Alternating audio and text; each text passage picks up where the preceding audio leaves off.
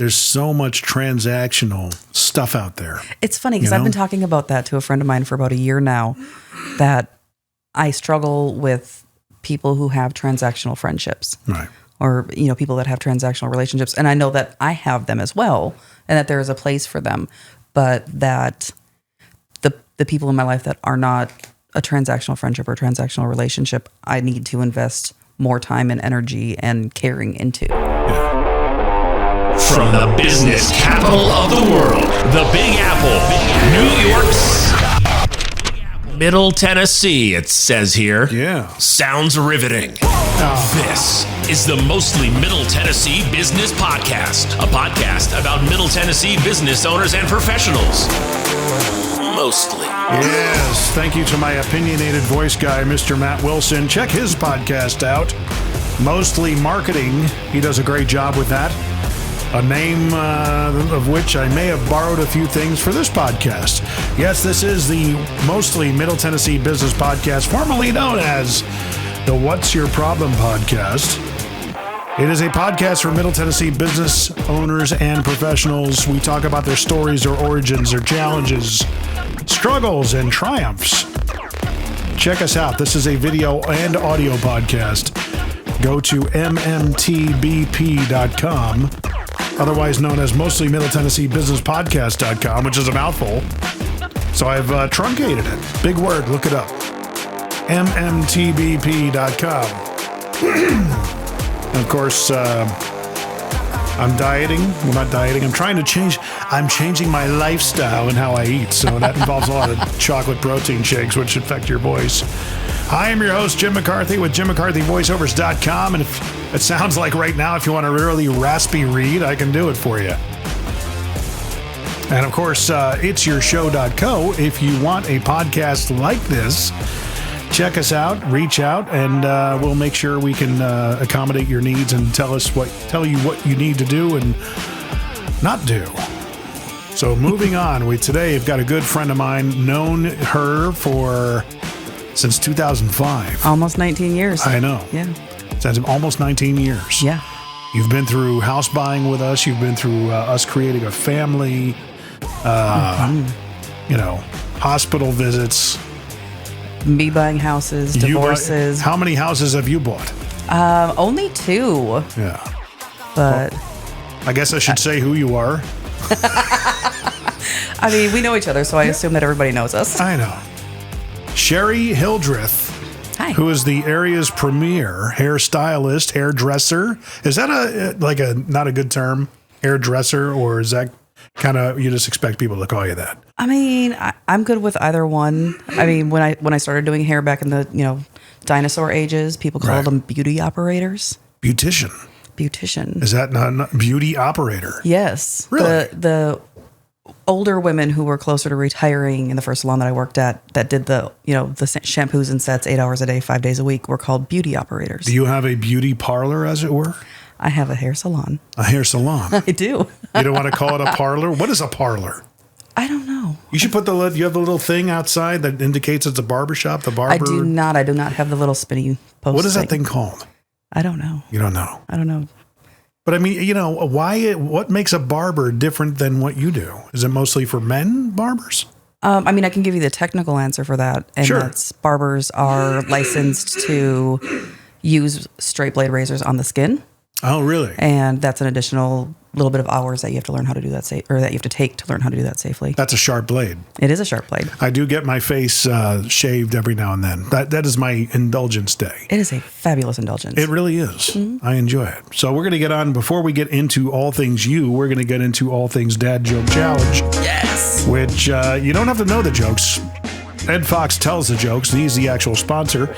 He owns a company called Trade Bank of Nashville. So, Sherri, if you wanted to trade some of your services, you know the costs of those services for your materials and your labor and all that fun stuff. If things got slow, God forbid, you could actually engage in trade and use trade as a means to keep your business afloat and even get some sustaining things from other businesses, maybe a corporate trip or vacations. There's a whole bunch of stuff on there, coffee shops. Ed does a great job of populating what I call an alternate economy based on Bata. That's fantastic. I love the barter system. I think that's a fantastic fantastic idea. Because barter can sometimes be smarter. Absolutely. As he says. And he does all the dad jokes because he is a dad joke aficionado. If you need somebody to, oh man, I completely lost frame of mind here. If you want to meet him for coffee, he will totally be up for it. Okay. He's a great guy. And anybody who's interested in meeting Ed, I think you should reach out. But the dad joke challenge is as follows. You get a point if I laugh. I get a point if you laugh. Okay. All right? I have no idea what the jokes are. There are 5 of them. Okay. Here we go. What do pigs put on their cuts? Ointment. You're about to crack up. I see it. It was Almost close. there. Almost. You can groan. You can make comments. It's okay. Number 2. Do you hear about the fire at the circus? It was intense. Intense. The circus is intense. You're about to laugh. Yeah, that one was pretty cheesy. Score for me. Nothing here. Okay. Man, 2 silkworms had a race. Ended up a tie. Silk. Yes. Yep. They made a tie. Number 4. What do you get if you divide the circumference of a pumpkin by its diameter? Why, pumpkin pie, of course. I saw that coming. Yeah. Yeah, pumpkin pie. These are the jokes you're going to be able to use this weekend. You'll be the life of the party. Absolutely. I love a good dad joke. That's right. Number 5, and we're after this. That's it. Hey, what did one snowman say to the other? Do you smell carrots? Yeah. There you go. Yeah, there it is. I win.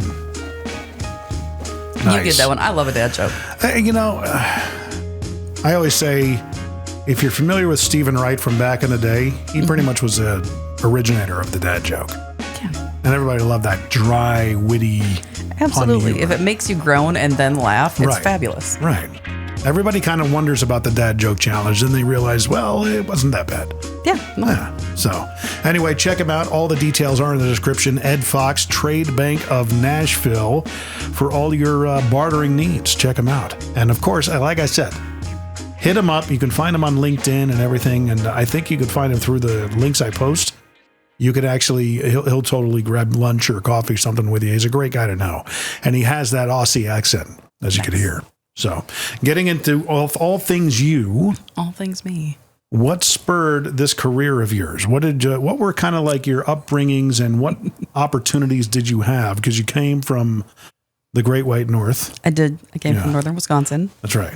I actually ended up going to beauty school because I ran my mouth, and I tend to do that a lot. Right. But if I do it, then I'm going to back it up.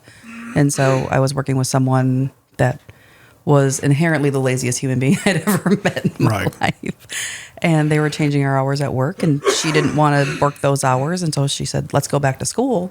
And because she was a lazy person, I was like, oh yeah, if you go, I'll go. And then 5 days later, we started beauty school, and I was like, well, now I'm in it. And So you did it on kind of like a almost like a a dare. blinking contest. Yeah. Wow. Let's see who blinks first. Right. That's Playing how this whole chicken thing with my career. Oh Yeah. my gosh. How old were you? 19. It makes sense. Yeah. You're trying stuff out. Right. And It'd then be weird if you did it at 30 or 35. I mean, but I wouldn't put it past somebody. I mean, if you try something new and it works for you, why not? And it's amazing because here we are 20 some odd years later, and you're amazing at it.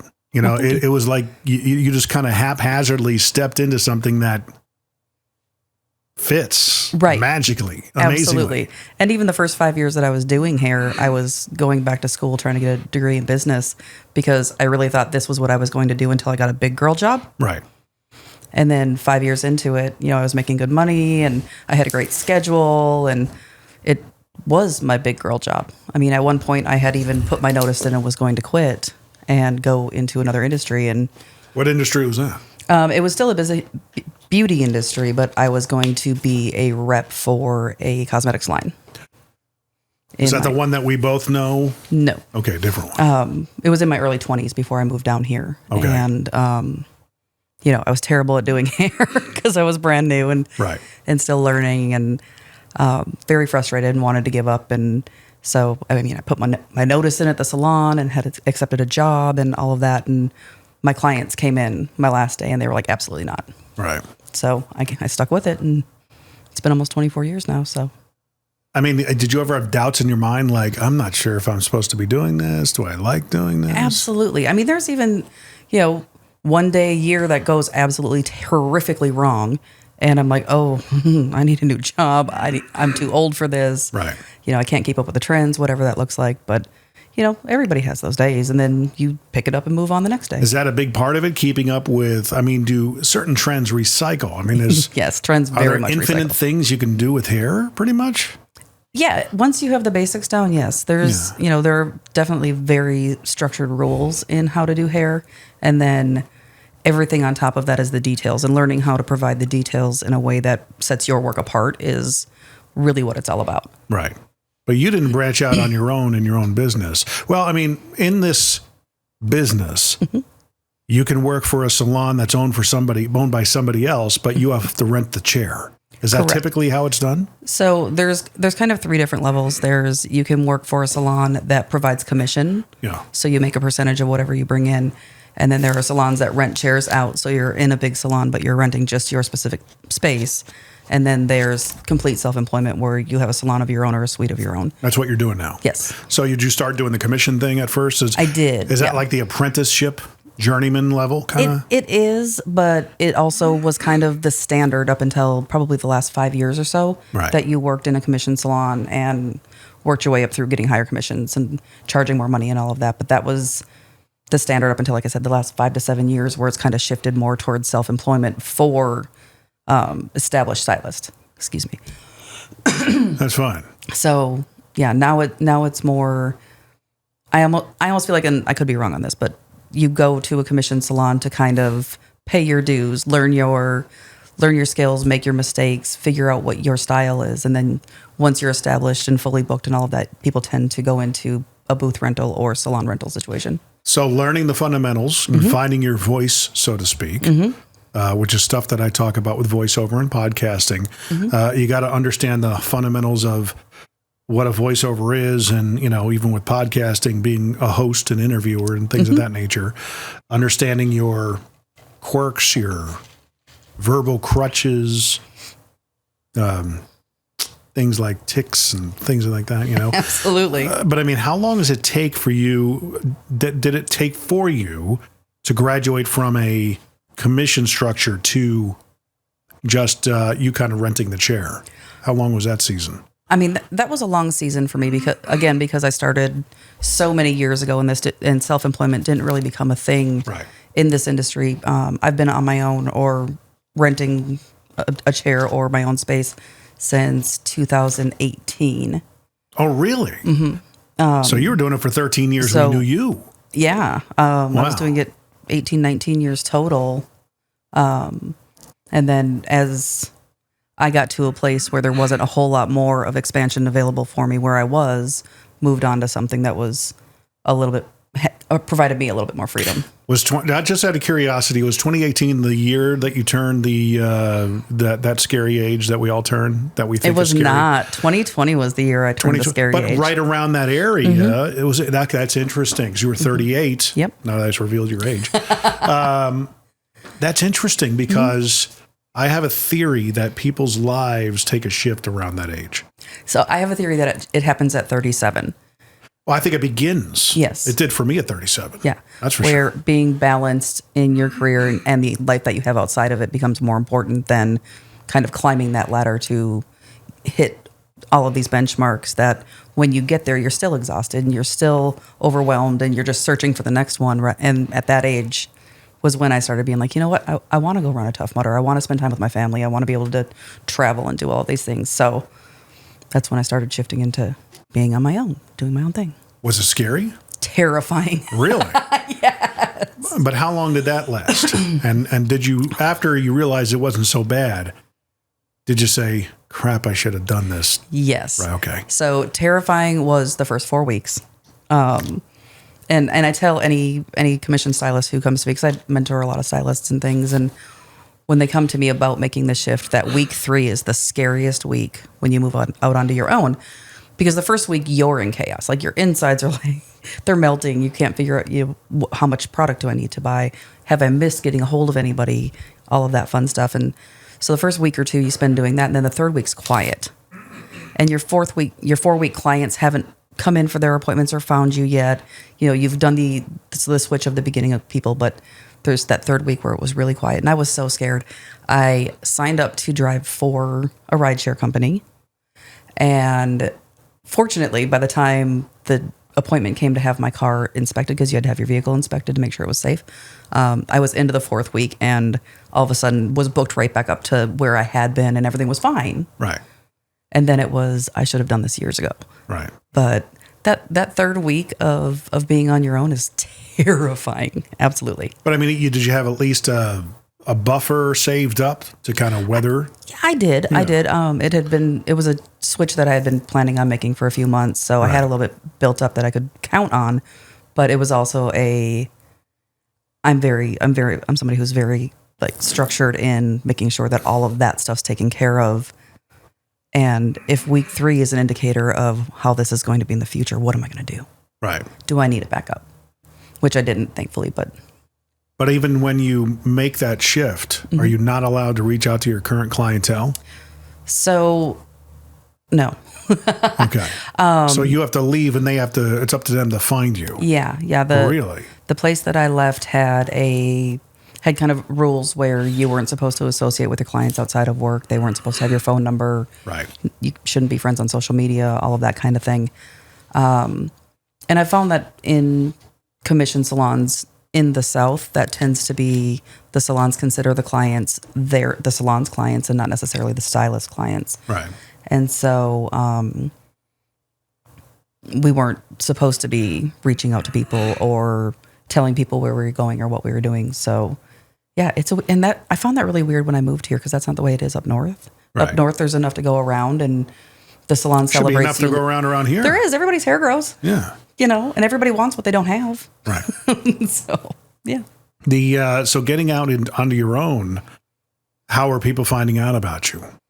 Your existing customer base? My existing customer base, I got tons of text messages and brand new Facebook friends and phone calls and it was funny because I received a lot of new clients off of my shift because I had clients who were talking about trying to find me and that my stylist moved and I didn't have her phone number, so I had to find her on social media and yada, yada, yada.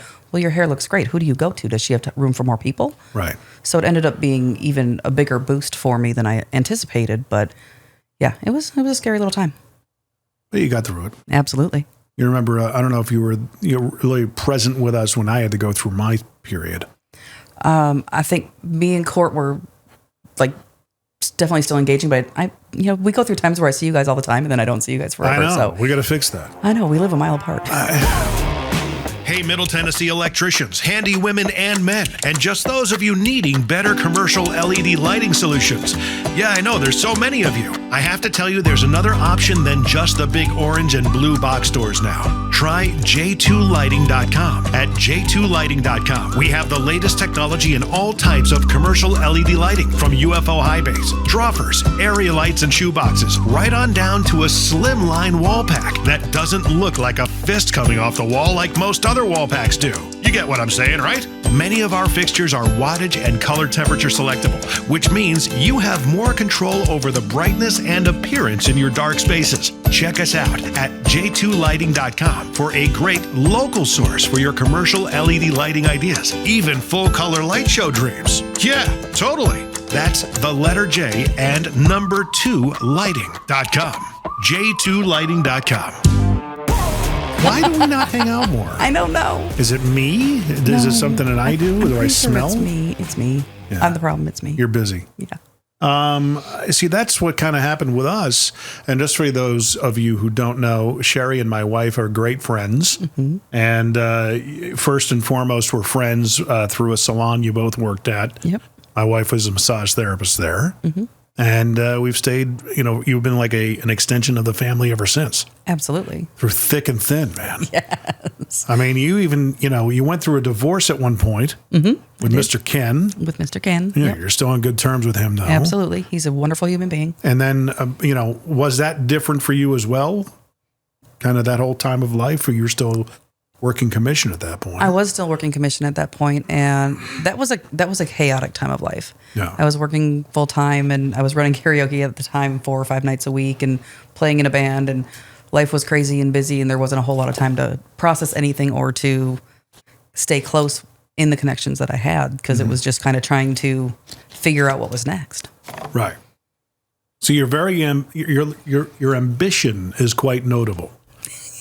You're relentless. I mean, if you had to go back and tell yourself in 2005 when we all met that you'd have your own place up in Franklin, and let alone it's influential, it's a a beacon of sorts.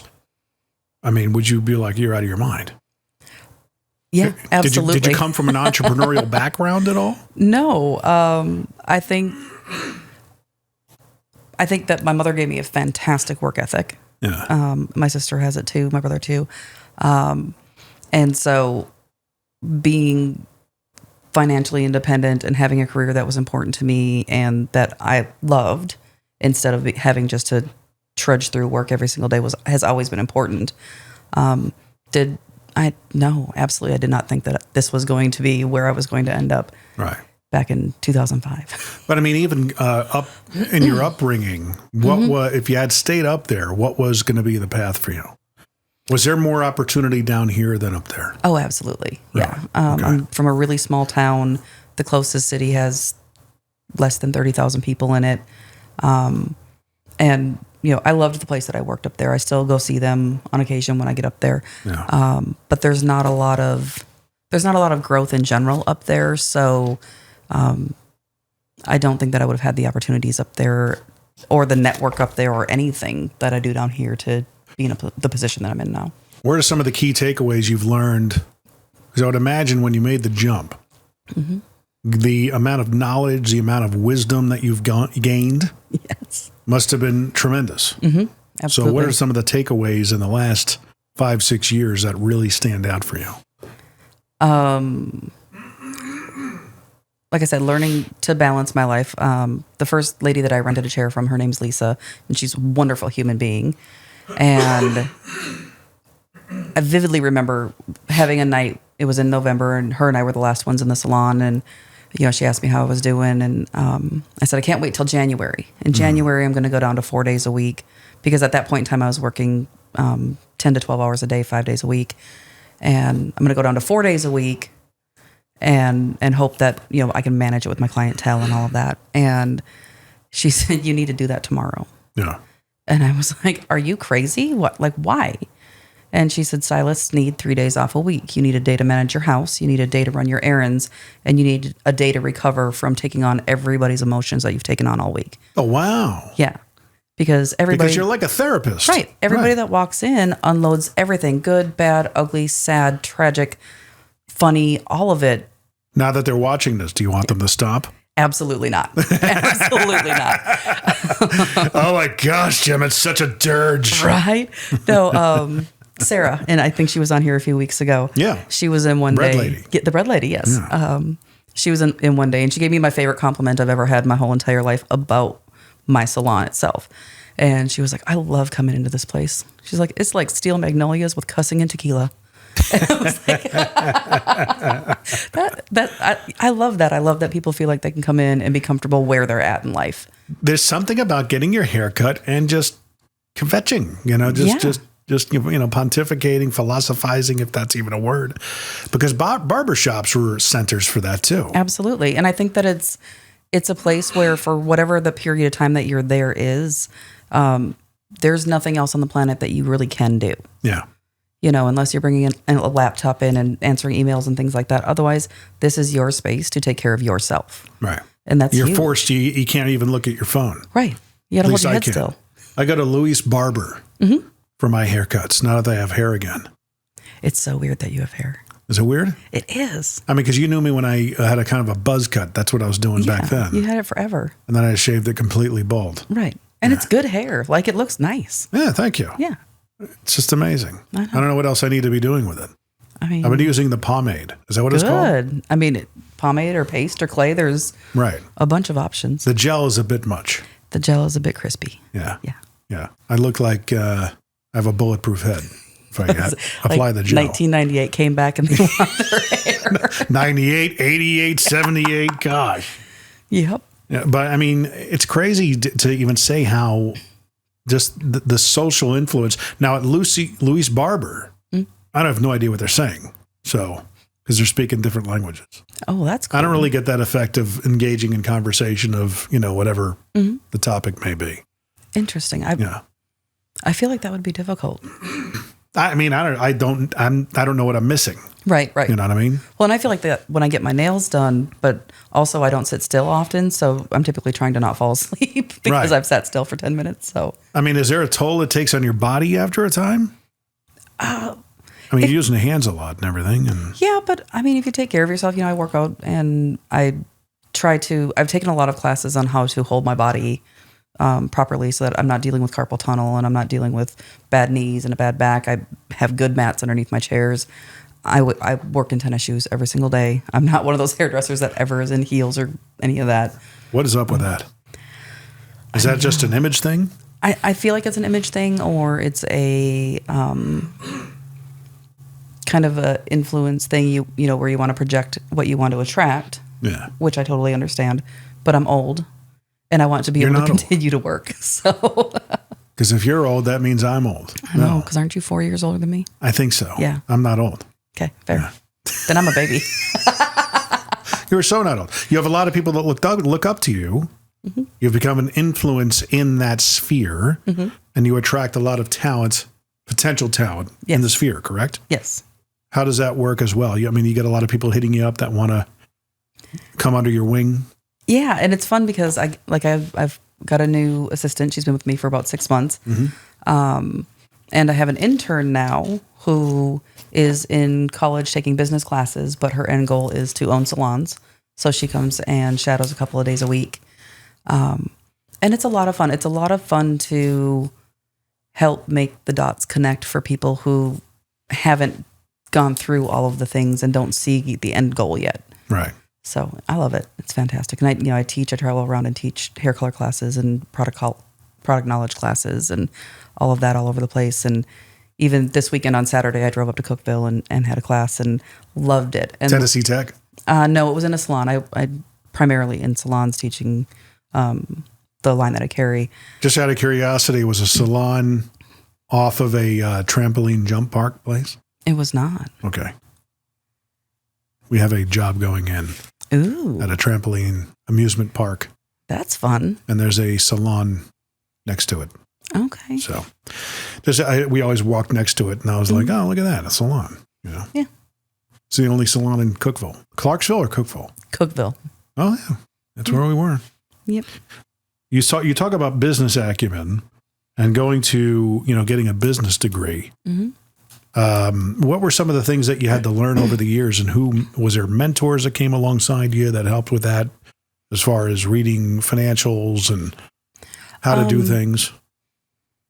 There wasn't a whole lot of people people specifically that I interacted with. There were classes that I took lots of notes on. I took a financial stability for hairdressers from another hairdresser. I call us hairdressers too. I just realized that. Right. That, she gave a lot of super great tips on, how to find the right financial advisor and how to find the right person that knows how to work with self-employed hairstylists, right, because it is its own beast. So, yeah, but there wasn't a whole lot of, and that's part of why I like having assistants and bringing in new people and coaching new people now, is because that's also not what's taught when you're in beauty school. Right. It's briefly touched on, but it's not something that they deep dive into, managing your own inventory and making sure that you're, following how much color you're using so that you're refilling it properly and all. Like, none of that, that's kind of trial and error unless somebody tells you. So how long do you have to go in before you think you're competent enough to do your own thing? Say 5 years? I would say 5 years. Yeah. So statistically speaking, a stylist straight out of school, if they assist for 1 year, then by the time they hit the third year, they're about 80% booked. Right. And you want to be able to you want to be able to consistently stay 80% booked for 90 days at a time before you're in a position to confidently be able to go out on your own and sustain a consistent income. There's an element of businesses I've worked for over the years, managers more specifically, and a lot of them would have their philosophies on how they would operate. A lot of them would be what I call, there's two different types of leaders. Ones that will be, their people will take a bullet for, and the other will get killed in friendly fire. From the people the bad managers, I've learned in our business to kind of break the cycle, not repeat what they did. What kind of things can you kind of like tell people? What cycles have you broken? Like, for example, just even, don't share customer bases. You're not taking them with you, non-compete kind of stuff. Do you adhere to that as well? I don't. If somebody comes to see you in my salon and they love you and you're giving them exactly what they want, they deserve the ability to continue to have that. Right. I had a couple of very bad managers that I'm super thankful for. Like, I feel like they probably taught me more about who I wanted to be than anyone else. They showed you what not to do.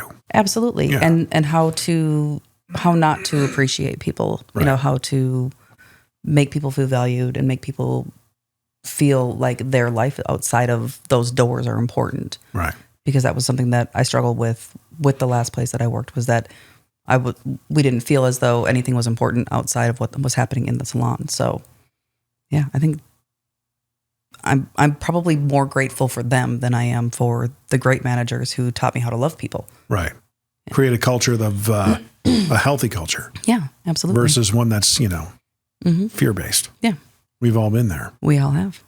What other business acumen have you kind of gleaned that you're surprised that you know now? Oh boy. I don't even know. I know the things. You do your own books? You have someone that does it for I have you? someone that does it for me. Yeah. I don't like the tedium of any of that. I don't Right. like the operation side of it at all, which works out really well for me that my assistant and my intern both are better at that than I am. Right.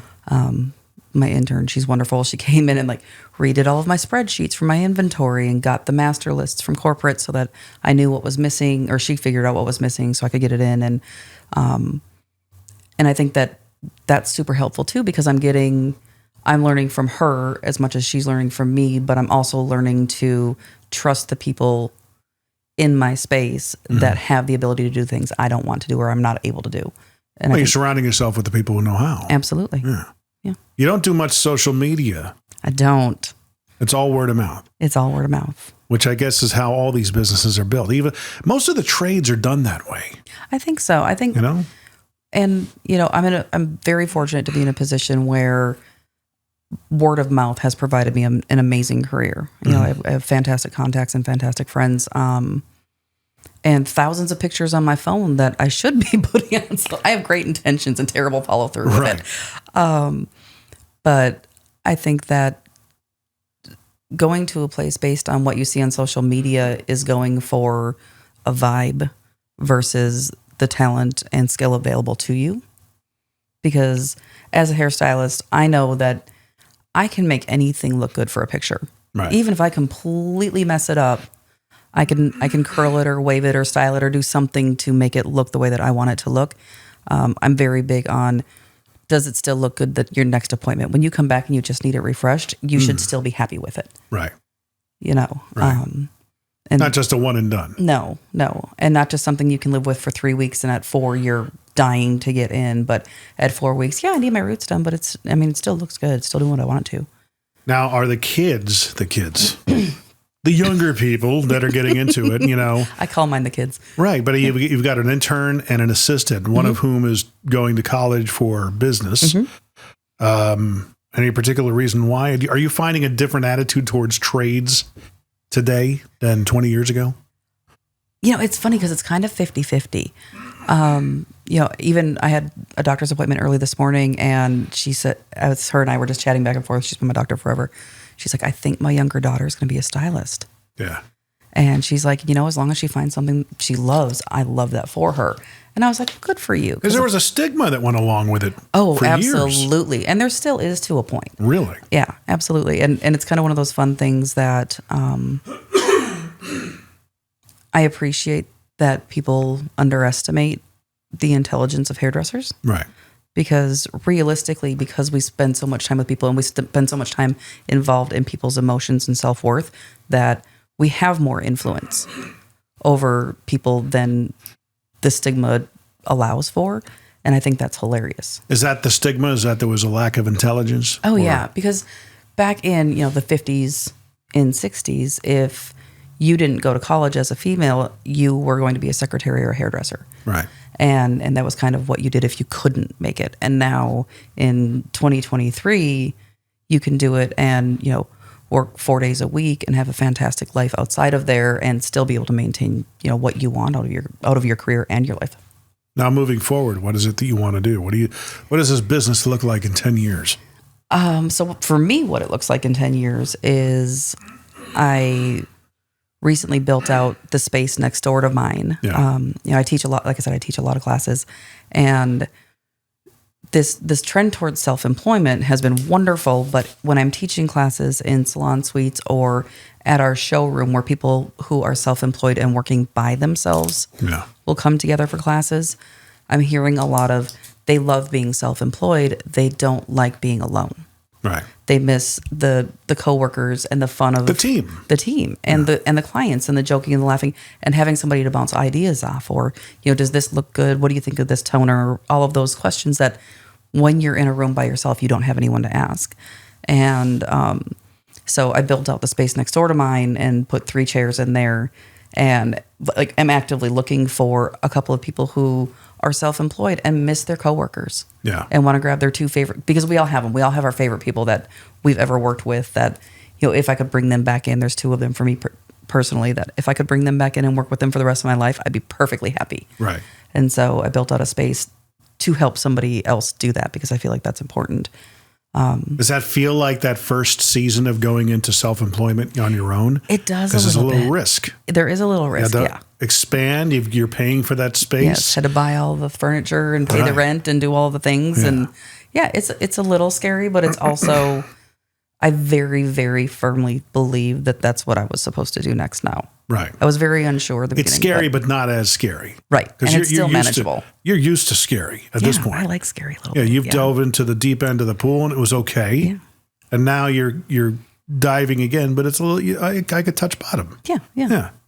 Yeah, pretty much. And that's, you know, that's how I ended up doing hair, and that's how I ended up living in Tennessee, and that's how I ended up working by myself. Like, you know, I like being a little scared. I work better in chaos. Are there a lot of people from back home that look at you and go, they looked at your decisions at the time and going, you're nuts.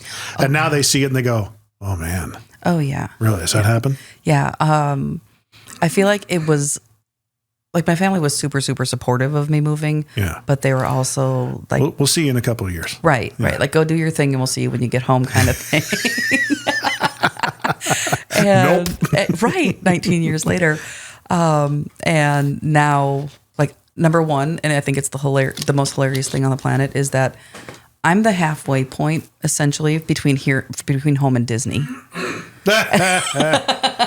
And so I get a lot of family visiting on their way to Florida for spring break or for family trips and things like that, which is great. Yeah. But also I get a lot of, you know, my mom's like, I can't, you know, I'm so proud of you. I can't believe that you did this and that you're still rocking it and you're still loving it and all that. Well, you're also like a shining example of, hey, if you kind of go out on that limb, right, it'll probably be okay. Yeah. Yeah, it'll be a little harrowing at times, but taking the risk on the other side of fear is a lot of reward. Absolutely. And I am super fortunate that, you know, I have a very, very large family that's very, very supportive.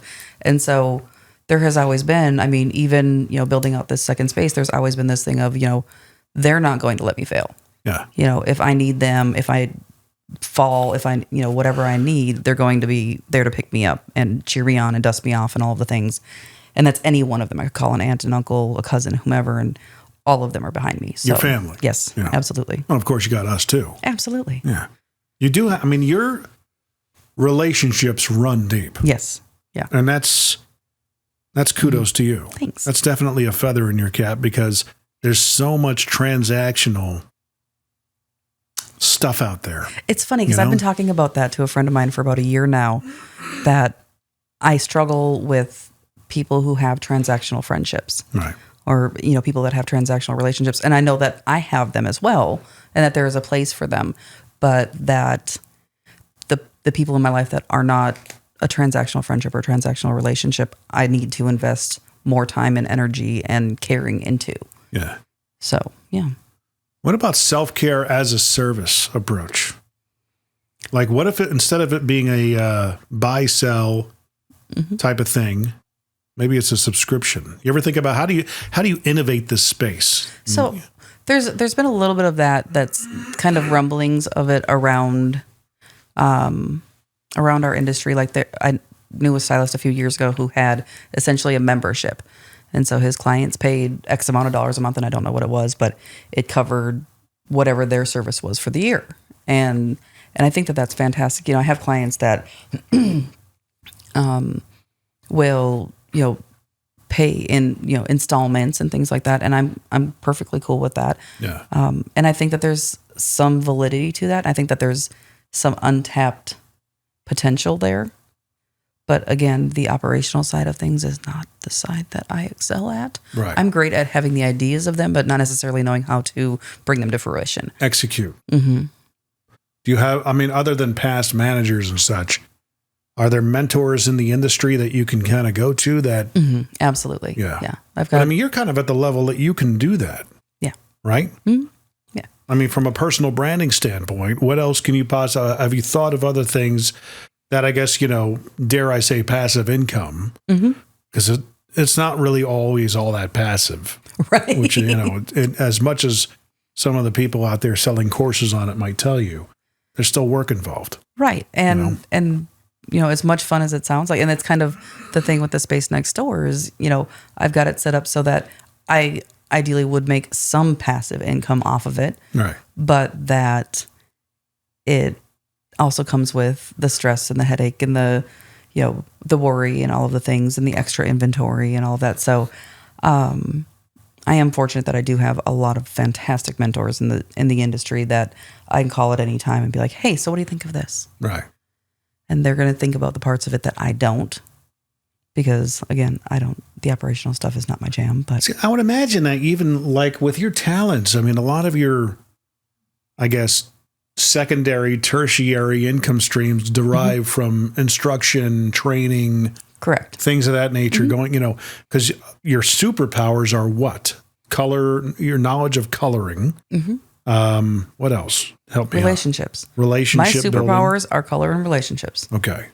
I firmly believe, and I tell my girls this all the time, that what I actually physically do with hair is only about 10 to 15% Right. of why people come back. And I could ask any single one of my clients, hey, I have an idea. Can I try something new on you? And they'll be like, yeah, sure. Well, what if you hate it? It's fine. You'll fix it. Yeah. Because I've built that relationship and that trust between me and that person that they know I'm not going to let them be unhappy. Right. And so, yeah, my superpowers, hair color and building a relationship. Absolutely. Does that, as you get better, you're the queen of your castle? Does that mean that Sherri is the premium priced product? I don't know that I am the premium priced product, or if, because it's your talent that they're buying. right. And your relational I would say, but I ability. think it's the relational. I think that it's the space as a whole. Right. I think that people are a lot more comfortable coming into the place that I'm currently in. It's small. There's 4 chairs there. Everybody there loves each other and cares about each other. And I think that there's a huge value in that on top of what I provide as my services. Yeah. What about like online courses, virtual courses? Yeah, I knew we were going to interactive? get into that. Yeah. Because a couple of years ago we had a harebrained idea. We did. And I still think that's an awesome idea. A braiding course. A braiding course, because I used to do it in the salon. I had a course Right. that people would come in on the weekends and bring their children, and I would teach them different ways to style their kids' hair. And Yeah. I still think that there's a lot of potential there, but again, I'm not the social media. That's not my wheelhouse, and it's not something that I'm comfortable delving into. So because of that, I tend to not really ponder it. If I can do it hands-on in front of people or with people, that's one thing. But to talk to a camera, it's very, very weird to me. No, just be yourself on camera. You don't need to talk to a camera. You can talk. Of course, you talk to the camera, but right? I mean, but with somebody behind the camera showing you the ropes and how to do it. Yeah. I mean, I might know somebody. You might. Yeah. I wonder who that could be. But there's something there. It's like similar to Rich and I. Because I mean, I think I've heard you say this. I've heard a lot of people say this, especially when it comes to starting a podcast. Well, why would I do it if everybody else is doing it? And what's so special about me? And I always say, well, I get what you're saying, but if every salesperson out there said that, right, they wouldn't go into sales. I mean, well, why would I go into car sales if everybody, there's thousands of other guys and girls around this area that are doing the same thing? I'm in a crowded market. I'm like, but I get what you're saying. It's not you. Right. You know what I mean? Mm-hmm. So there's an element of self-branding. Right. Yeah. Personal branding. Yeah. That people automatically, are drawn to you. They like you. You have those deep relationships with people. Mm-hmm. I'm just thinking even I talk to Rich all the time about this, his ability to chart out a song is something incredible to watch, at least to me. Mm-hmm. And that's what gets him, premium rates and things of that nature, and doing what he does for a living. And it really efficientizes, that's even a word, his process on how he does the recording and touring and surprise gigs and stuff like that. He could chart out a song in a couple of, less than a minute or so and be able to be good to go. For me, I would have to listen to it over and over and over again. So I approached him. I said, dude, what if we did a course? Mm-hmm. He's like, well, there's so many things out. I said, but it's not yours. Right. Right? Is that kind of the same thing with you? I mean, have you considered something like that? Maybe a coloring course or something like that, even though everything is kind of standard, but it's not you, Right. And I have thought about that, not necessarily in coloring, because the company that I educate for gives the educators a lot of freedom to teach the way that they want to. Right. There's structured content, but we're allowed to present it in a fairly flexible way. But again, the tips and the tricks and the ins and the outs of right. all of the little things I think are important to learn. But are they taking that course material and then selling it online? Are they documenting it, or are you doing it live? It is documented. I do it live. Right. And, in 2020, we all had the option to do it via Zoom or Teams or whatever all of those are. I chose not to because I don't want to talk at a camera all day. Right. But I don't know. I know our cutting teams have an entire library that you can subscribe to get the different cuts and the different styles and things like that. Right. I don't know that we have anything in the coloring side yet. Well, something there. Right. Especially if you're the one and you make an agreement with the company that, hey, everything you download and sell, I get a piece of. Right. Because that's mailbox money right there. Mm-hmm. That's actually true passive income. Once it's done, you just got to promote it. Absolutely.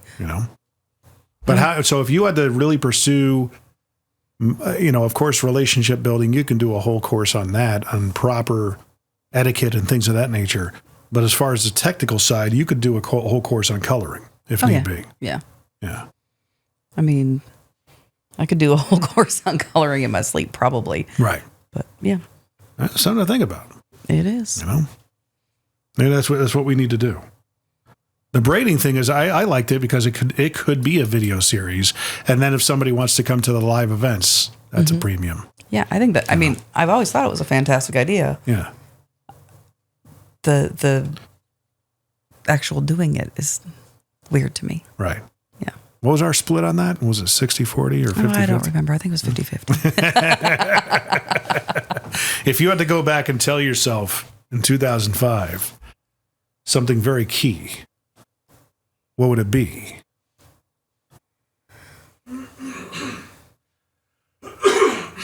Because you're dealing with people that have been in your shoes constantly. Mm-hmm. I think, there's a couple of things. I mean, one of them is pay your dues. And I think that sounds so old and antiquated, but with the... That's what you would tell yourself? You already knew that back then, right? Or that's what I would tell somebody who was that age. What I would tell myself back then is to trust my instincts. Right. To stop waiting to do things because I was scared of what the outcome was going to be, or that I was scared that I wasn't going to make it. I worked 3 jobs at one point in time. I can do this. Right. I've got this. We're talking about the word relentless. Yeah. I didn't realize that I was relentless until probably 2 years ago. Up until then, it was just do what you got to do. I didn't know that was Why a not? thing. Why did it take you so long? Because that's just who I was, or who I am. Up to 2 years ago? Probably 2 or 3 years ago. Yeah. How did you come across that realization? I don't remember the exact instance, but I remember saying to someone, because something had gone wrong somewhere, an order had gotten lost or something, and I was like, okay, well, we're just going to pivot and figure it out. They were like, what do you mean? Like, we're in a tragedy, like the world is falling, Chicken Little. And I was like, no, it's not. Yeah. We're fine. We just got to pivot and figure out how else it works. My business partner recently, we went over all of our employee handbook. We had a whole big team meeting about last week, and we went through our core values, and he added one. I think it's basically, he says, it's nothing is a crisis. Correct. Yeah. I think that's the gist of it. Mm-hmm. Absolutely. So if you were able to go back in time and tell yourself, how much farther you think you would have been by now? If you acted upon the things that kept you back. I mean, I might be a bit farther than I am now. I think you'd be a lot farther. But I also don't think that I would be as happy as I am now. Like, I think that I needed to learn all of the relationship stuff and all of the stuff that was important to me. Right. Because otherwise I feel like I would have turned out more rigid and more and less caring about what I'm doing and more caring about the money instead of me just loving my life. So that's an interesting concept as well. I see there's 2 different people that go into entrepreneurial efforts. Mm-hmm. Some of them are driven by, I just want to have the freedom. I want to be able to do something that's meaningful to me, that mm-hmm. stirs my purpose. And I'd like to fulfill that purpose. And then other people want to chase the big bucks. Right. Right. That's typically what it boils down to. Mm-hmm. So you essentially, and again, another parallel that I draw on this, those who want to get into speaking or do that kind of a thing for a living, mm-hmm. sometimes they'll come to me and ask for advice. Mm-hmm. Well, I want to be a public speaker. Okay. Is that the driving motivation?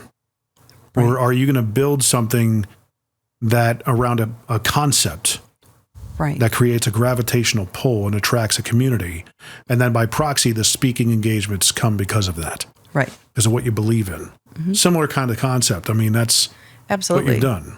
I do this because I love it and because I want to be a part of this community. I'm invested in my clients. I am struggling this year because, and you're aware, so many people from when we first moved here and when I first started working here have kids who are turning into adults this year. Right. Kids that I gave their first haircuts to. Yeah. Kids that I did their hair for their first dances, all of that. And that's a struggle for me because I'm invested in these people. Yeah. And so, that's probably where the I'm old is coming from. But I think that, being in this and going out on my own and still being in it because I love it and because I love the people that I work for, and I work for them. They're my bosses. They're the ones that are paying me. The money has come because the focus has been building with these people. Right. And those are the same people who promote me. Those are that's where my book is coming from. That's where me being busy every single day. Are you writing a book? No, my book, my book of clients. Yeah. James. So, I mean, but you have such the potential for a powerful personal brand. Mm-hmm. I mean, why not, pursue it? Even though you don't want to get involved in the weeds of, okay, what content do I put out there? Yada, yada, yada. But even getting into like an agency or something that can help you do all that. Well, and it's funny because we're kind of starting that now, where my intern has a secondary internship at the company that her mother works for, and she's working with the social media managers and all of that for that company. And she's kind of wanting to start using my space as the baby of her learning how to create content, how to promote, how to do all of that. So she has a bent for it. She has a hunger. Yes, and she's good at it. Let her chase it. I'm letting her. Yeah. Yeah. I'm like, if you want to come in and take the videos and take the pictures and turn them into something, that's fabulous. Yeah. Do it. Because I'm never going to be the one that's like, hey, let's make a TikTok reel. No. Right. I mean, I completely understand that. I feel like my old feeling is the fact that I am not as creative as I used to be. But then again, I've been out of that field for a long time, out of radio. well, and I think that part of it, and I know that this is going to sound, ridiculous, but I think that part of it for me is that I like that the new people that I get are coming from the people that I have. Right. They know me. They know my personality. They know my work style. They know I cuss a little. And they're not going to send me anyone that's not going to be a fit or be close to a fit for the culture that I have in that space. And I feel like getting absolute strangers off of the internet or off of social media or whatever that looks like provides the opportunity to maybe not have the best fit personality-wise. Yeah. Because I do have a strong personality.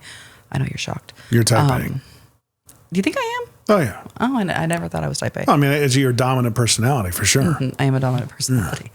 But yeah, I thoroughly enjoy that. And that social media isn't important to me, because it doesn't have to be. Right. It's not something that I stress out because I don't need to continue to build my books. I'm getting people from the people that I love. And so because it's not important to me, I kind of don't make it a priority. And I should. I know that. But being an influencer in that space, in that industry, will become easy to you now. Oh, yeah. You know what I mean? Especially becoming a destination workplace, building it out and attracting. Because, I mean, that's similar to like what the real estate agents, the podcasts that I produce for them, they want to attract more bees to the hive, i.e. more realtors to the brokerage. So if you looked at it that way, like you're a brokerage, an ultimate training ground, think of how many chairs you could have. You know what I mean? And a lot of it's duplicating yourself. So it's a scalable business using the Sherri Hildreth model of styling and coloring and things of that nature. Yeah. You know what I mean? Yeah. I mean, maybe that's, I mean, is there ever a day that you're going to want to not do hair? And just kind of, I mean, because that's the thing is that, having a business that's turnkey, we were just talking about this with a friend of mine this morning. A lot of people when they want to be self-employed, they go into it thinking they're going to make their own hours. They're going to be able to be the master of their domain. And it's like, nothing is farther from the truth. That is so not true. You still have bosses like you mentioned before. Yeah. I'm still answering to somebody else's schedule. Right. Yeah. So making them understand that, look, a lot of people doing this own a job. That's what it is. Yes. You, my friend, have the opportunity to have a business that sustains itself. You've attracted a lot of the people that come to you want you to cut their hair. Right. But what if you started duplicating your stylings, and I use that, in the sense of as the overall your practice, and shape mini Sherris. Well, and that's kind of the goal with the assistants. Right. The one that it's funny because the one that I have now, I was talking to her the other day about starting to look at the way that she applies color and the way that, making sure that she's doing it correctly and all of that, so that when I'm out of town or, if somebody needs in that I don't have time for, she can start kind of taking my overrun. And she was like, I don't want to do that. I want to be your assistant. I love learning from you. I love working with you. I know I came here to learn how to be a stylist, but I just want to shadow you. Yeah. And I was like, well, I mean, how long has she been in it? Well, so she's been licensed since 2020. Right. But that also means she went to beauty school via Zoom because everything went out of being in person. So she's been licensed for going on 4 years now, but she hasn't had any in-salon experience per se.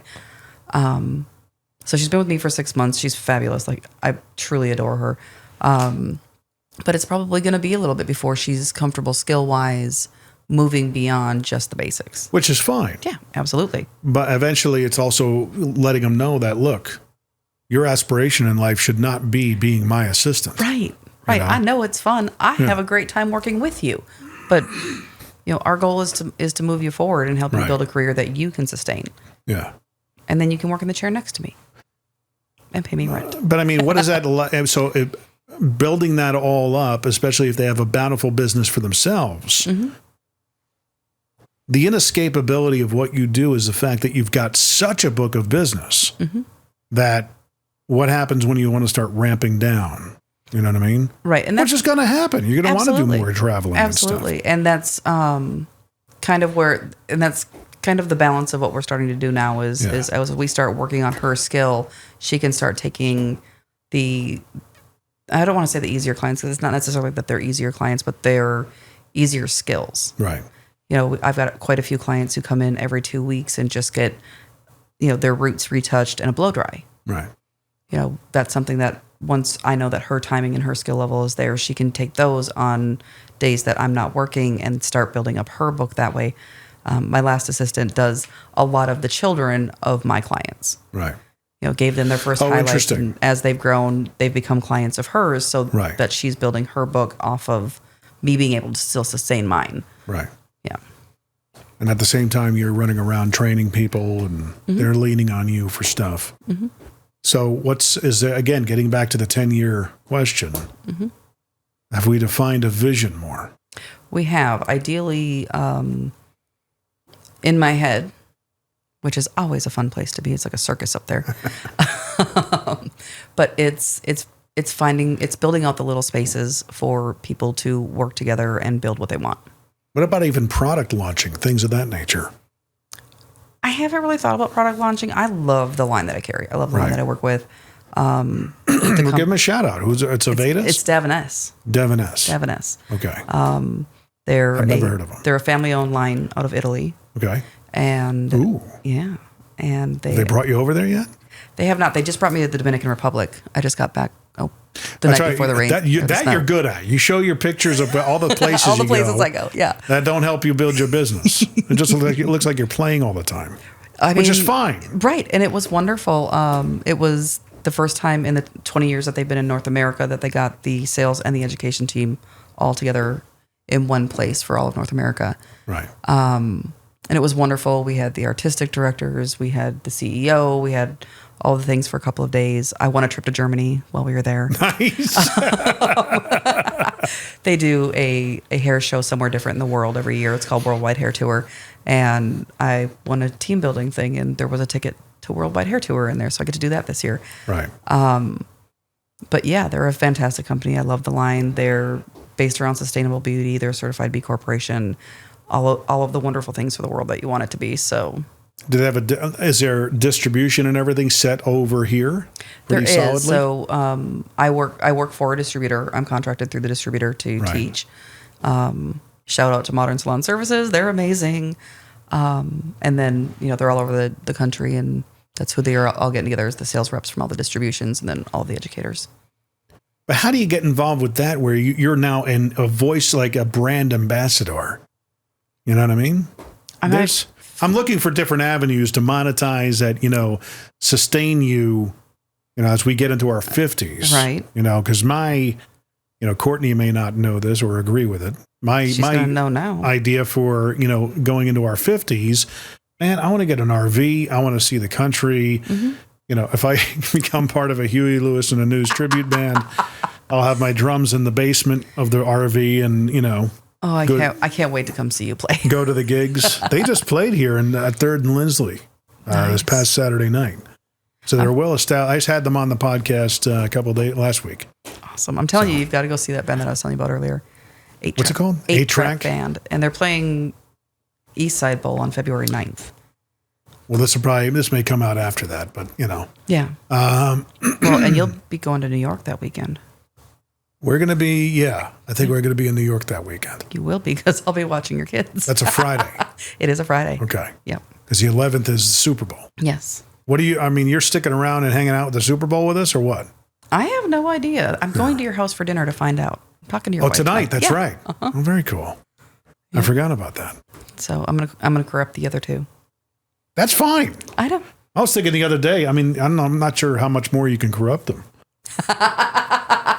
They've pretty much done it to themselves the past 5 years. Well, damn internet. Not that they're corrupted. They're good. What are we doing for like dinner for them? Do we know? Tonight. Let's talk about it. No, while we're away, it's like, it dawned on me yesterday. I go, Courtney's like, so do they think they're eating out every night, or what are we doing? Are we making pre-made meals? Because it's a lot cheaper to do it that way. Right. But I mean, they're going to be with Auntie Sherri. They might be just eating out every night. Who knows? We'll see what looks like fun. Yeah.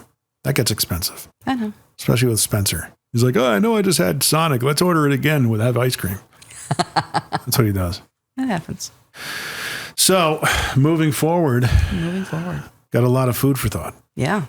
Very much so. I think that I've always I've always seen the outside of your bottle and saw the potential in what you do. I'm like, oh my gosh, you could be doing this. You could be doing this, this, and this. And it's you're going to jump when you're ready, good and ready. Absolutely. But again, you're also a big appreciator of having the patience for time to play itself out to learn the things you need to learn. Right. That's actually a good title for this. So even if you were to go back to yourself in 2005, you'd still, pay attention to these things.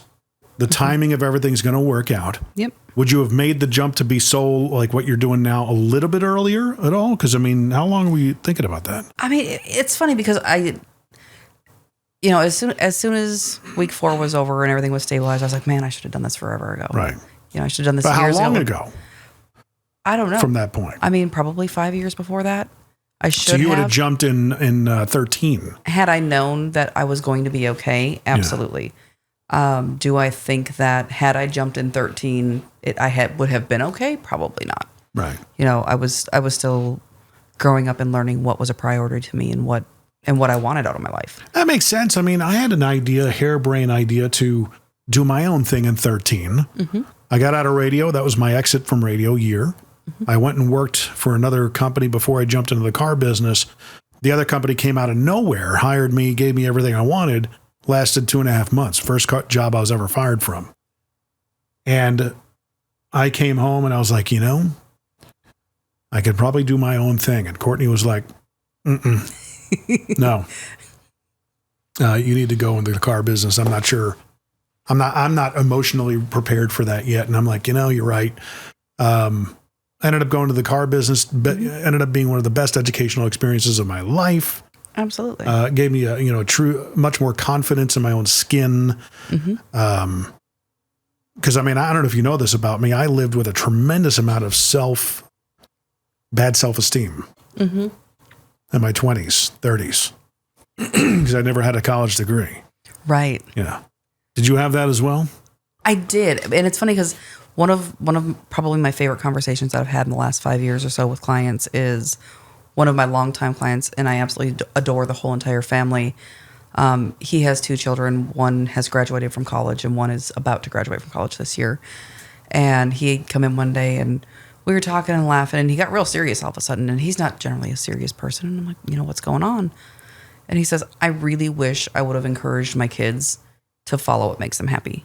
Right. He's like, look at you. He's like, I've never once come in here and seen you stressed out or, even if it's chaotic and there's 15 people in here, you're still happy to be here.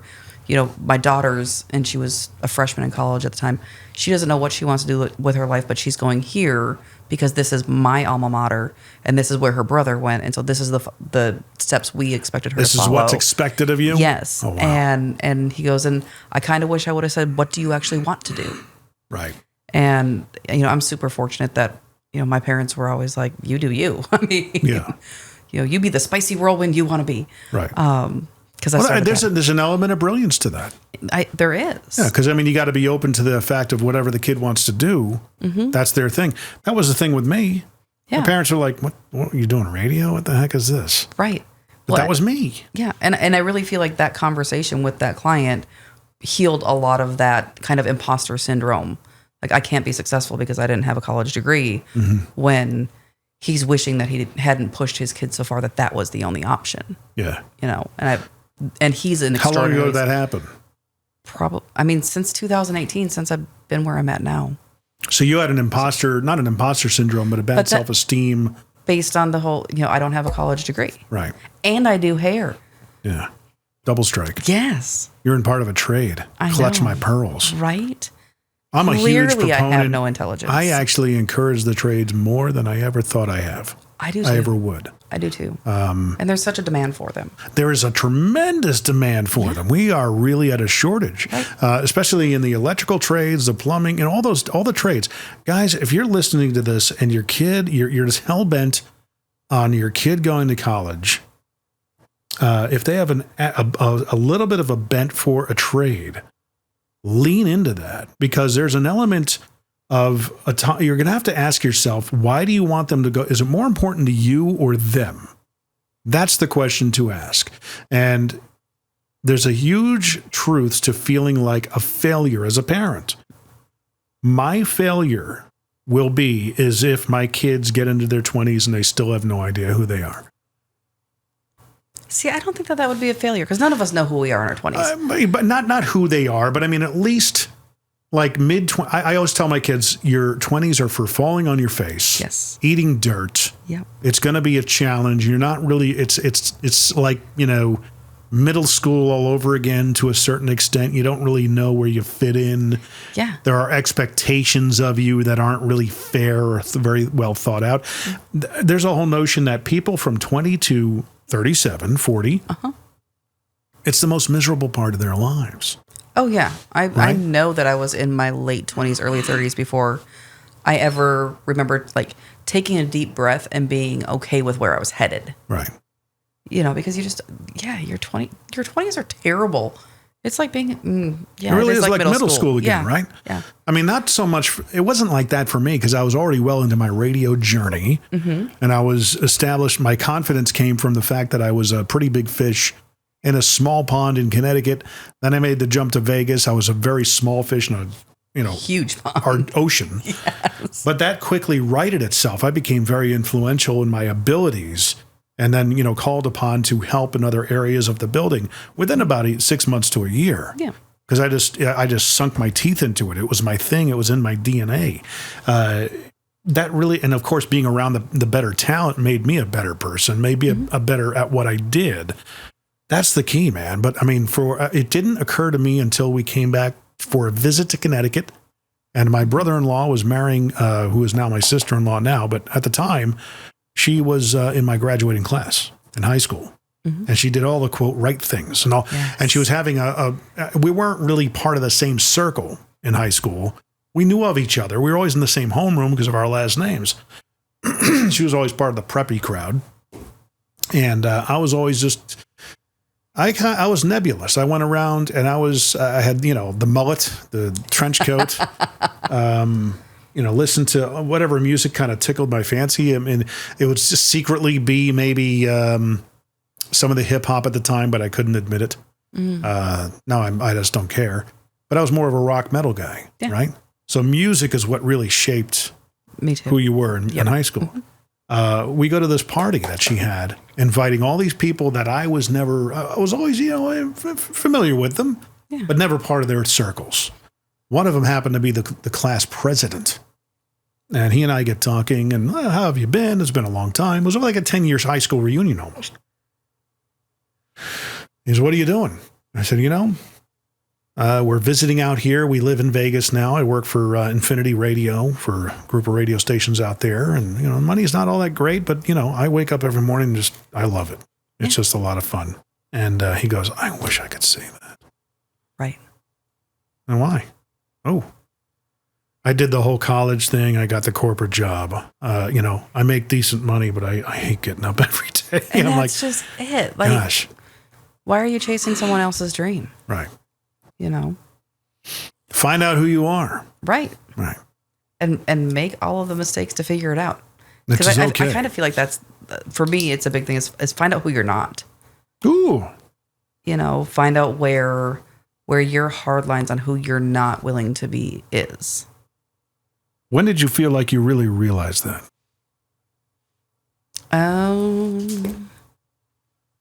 Probably 2015 when I left the corporate salon. Wow. And I was very much like, absolutely not. This is not who I want to be. This is not the life I want to live. Right. Wow. Mm-hmm. It's like you got to wonder if we're going to start moving the pendulum the other way. Right. What's the opposite side of too far gone of where we are? Too many entrepreneurs out there that are failing. Right. Way overconfident. Trying to hire people who are used to not having a boss. I mean, maybe the white collar jobs aren't needed all that much as we thought they were. Well, but it's also one of those things. I feel like the reason why there's nobody in trades right now is because our parents, my parents were both tradesmen, pushed so hard. Go to college so you don't have to work this hard. Right. Go to college so that you're not having to work these hours. You're not having to do these things and all of that. And so our parents wanted us to go, and so many of our generation went to college because our parents wanted better for us, not really realizing that 40 years from then, or 30 years from then, or 20 years from then, whatever, that was going to be the drag. That was going to be the, ants marching. Well, those of us who didn't are the ones who are dancing and laughing and having a good time. And at the time when I was doing it, I didn't realize I was doing that. Right. Yeah. I didn't realize I was forging my own path. I mean, it really does. Even with my brother, he kind of followed the path. He always wanted to be a musician. I've been harping on him lately. Now that you're in your 50s, dude, do all the things you wanted to do. Right. Okay. If you wanted to play on a big stage, be a part of a touring act, you got somebody here in Nashville who can plug you in. You're definitely technically good enough. Mm-hmm. It's just a matter of getting known. Absolutely. So, I've been harping on him to come down here and do that. And it's like, dude, one kid's in college, the next kid's ready to go. You're almost done. This is the What's second. stopping you? Go, do it. Yeah. Leap of faith. Let's go. That's right. All the fun things happen when your heart's beating fast. You got quotable quotes all over the place. I tell people that all the time. How do people find and follow you? I'm on Facebook, Instagram. You don't even know your own damn sig. You need a link tree or something. I probably do. But I don't know how to set one of those up. It's not that hard. I'm Sherri Hildreth Hair and Sherri Hildreth on Instagram. I'm Heart and Sass on TikTok. That's my Why Heart and Sass? Because that's what I got, baby.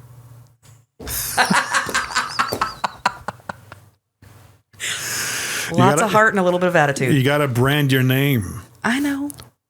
Would it be Sherri Hildreth moving forward, you think? If you became a mega brand, personal brand? Influencer? I don't even like that word. I know. And it's a self-anointed word, which is kind of annoying. But I mean, it's like, look, I'm just here to share information and give value as best I can. Right. I want to be a coach. I want to be a mentor. I don't want to be an influencer. Right. Well, by proxy, you're influencing. Yeah. It's the word. It's so overused. Teeny bopper.